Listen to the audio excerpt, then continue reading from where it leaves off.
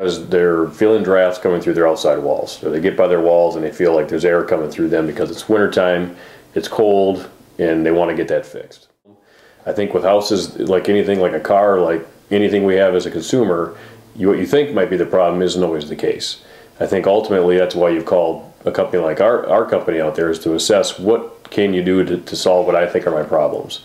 And it's not always, if you've got problems in your house, we want to make sure we give you the right solution. And it may cost you actually considerably less, because we're not just going to approach it based on what the customer feels, I need done to get my house more comfortable. If you have fiberglass in your exterior wall, that's working at about, say, 50% efficiency. It's letting air pass through it. Sure, it's not the best insulation in the world, but it's doing something for you in the walls. But if your rim joist or your crawl space or your basement has no insulation from the floor deck below, you have a lot of cold air entering that space in the wintertime, causing a lot of cold conducting through the floors. You get a lot of air passing through those areas if you have gaps in your outside framing.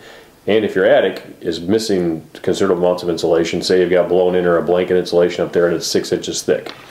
If it's only 6 inches, you've got about a third of what code requires, which is an R49.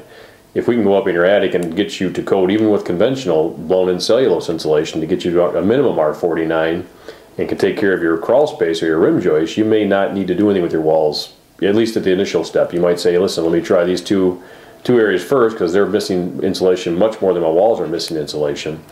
Then maybe the next season you say, you know what, I like what I saw with the first 2 steps, but let's finally put that foam in the wall. You're the customer. We're going to, if you simply say, I want my walls insulated, I know it's going to be the solution for me. We'll assess what we can do for your house, make sure actually the work can be done.